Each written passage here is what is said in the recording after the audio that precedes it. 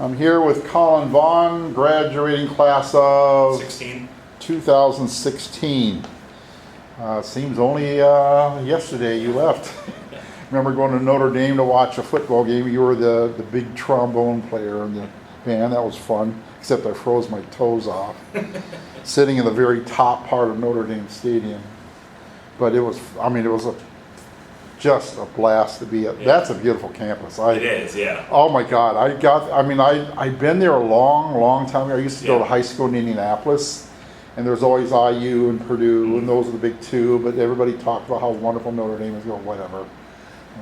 I'm not trying to avoid religious schools. Of course, I went to a religious school for college, so there you go there. But wow, what a place. Oh. Yeah. I was really blessed to get, I guess, 3.5 years because the last semester was COVID. Oh yeah. No, I really loved it. I thought it was absolutely awesome. Oh God. And even now I go back, just 4 years removed, and it already feels like it's changed so much. Oh, so, for sure. Yeah. I just went back to my high school last year, and it had been closed down for years. Mm-hmm. They've been trying to close that school down for years. It's the oldest high school, but they went through and totally just revitalized it. Yeah. It was just like an urban redevelopment program they put on it, and now it's an IB school. Yeah. Wow. And when I went to high school, it was still considered one of the elite schools because they had transformed it from a basic inner city school to a high-powered academic school. The mayor was Richard Lugar. I don't know if you know his name or not. I don't think so. He was senator of Indiana for many yeah. years. He graduated from high school there. He was mayor when I went there, and I got to know him because I was the drum major in the band. And anytime there was an event, particularly a political event, he asked that our band go down and shout down the protesters with our music, which we had to do a lot. Particularly when they brought Spiro Agnew, and everybody hated Spiro Agnew.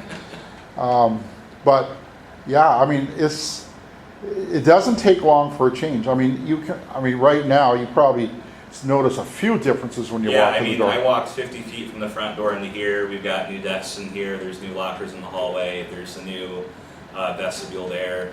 Brand new lab. Yeah, air conditioning. Yeah. Isn't that a concept? Oh, I didn't even notice.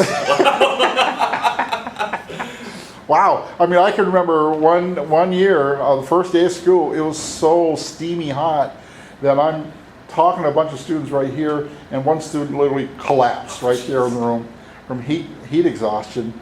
And I'm going, this is just crazy. And then all of a sudden, we got this money, and it's really because of a tax referendum that allowed this to happen. So a lot of people grumble about taxes, but boy, schools love them when we actually get to spend money that's good for the kids and for the parents. So, Colin, when you graduated in 2016, you had a long storied career with us in Scholastica, of course. Everybody knows the phenomenal feats you had in that respect. But what were your goals, particularly when you were getting ready to leave high school? Yeah, I think part of it was I didn't know exactly what I was going to do, but I had some ideas. I wanted to go in the school, do some maybe political science, international relations type thing. Eventually I settled on economics, and I found that I actually really enjoyed like all the graphs, the formulas, the math that went behind that, and not so much all the writing and reading that some of the other liberal arts would have required.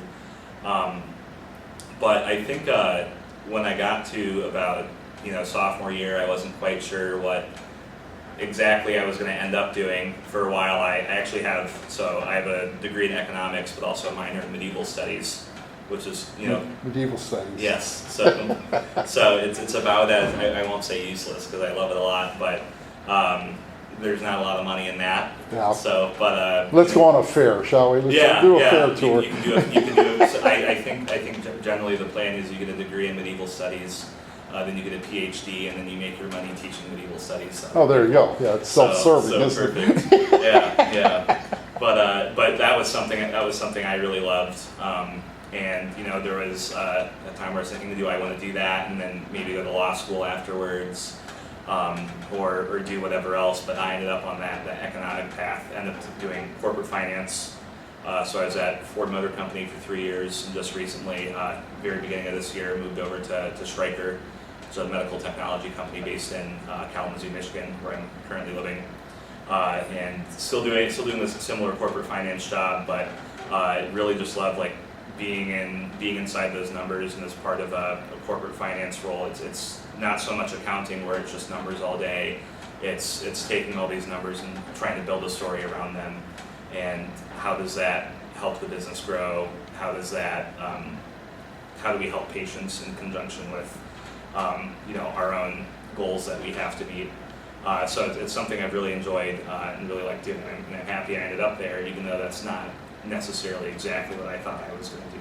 Yeah, you don't necessarily get a taste of that in a No. nice public rural school. No, not at all. So Notre Dame introduced you to this, so you said you already had kind of the fire to learn about that kind of stuff. Yeah, a little bit, but it's one of those things, coming from a small school like this. It's like I just didn't know like what was out there, and it's not a world like either of my parents worked in. Grew up military family, and then my mom works downtown for a financial advisor. My dad's on the Arsenal now as a DoD civilian. So it's not something they really had any experience with either, so I just kind of had to go figure it out. But thankfully, I had a lot of people who were willing to help me or mentor me and kind of look after me that if this was something I wanted to do, then I could, go for it. So if you had a couple of pieces of advice for these graduates in the experience that you are encountering then and now, what would you pass on to them?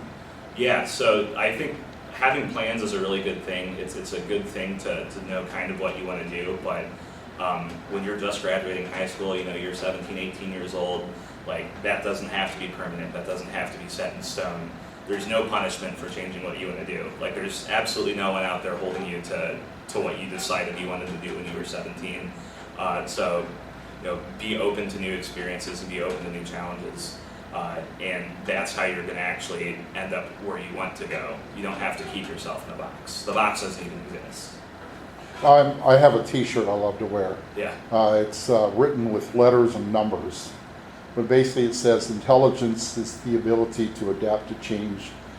Yeah. Stephen Hawking, and that Exactly. sounds exactly what Yeah. you're saying there. Exactly. Yeah. It's there's a lot of stuff out there, and and I love Port Byron, and I'd love to come back to Port Byron one day, but like I don't have to be here. I can go somewhere else, and I've done that, and I've really enjoyed that.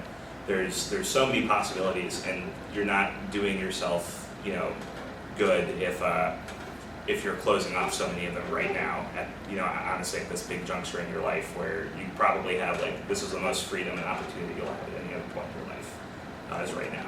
Right, yeah, and that's really kind of a concern too, isn't it? That much freedom. Yeah. How do you handle that? Yeah, so you have to get in with good people, find some structure in your life.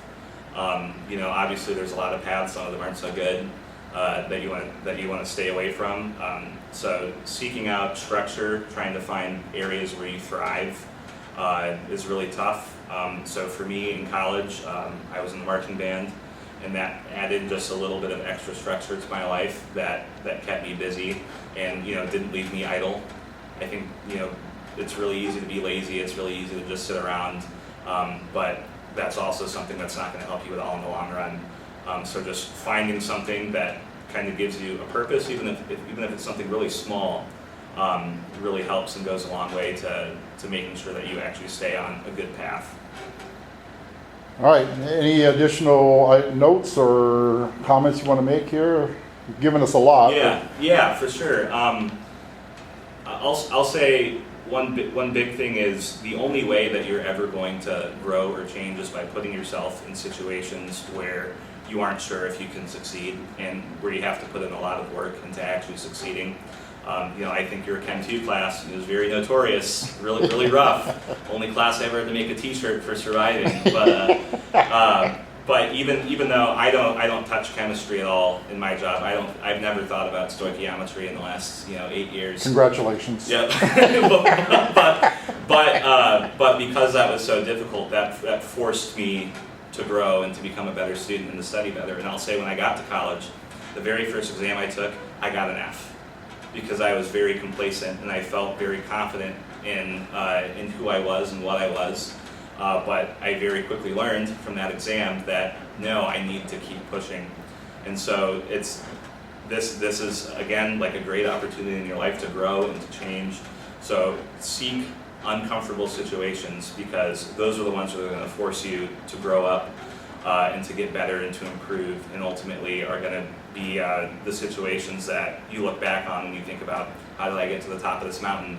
It's all those challenges and opportunities for growth that you went through years ago. Fantastic. Well, thank you for doing this, and I hope that the words reach most of the ears out there in the audience. Yeah, absolutely. Okay. Even just one set of ears is fine. There you go. Thanks a lot. Yep, for sure.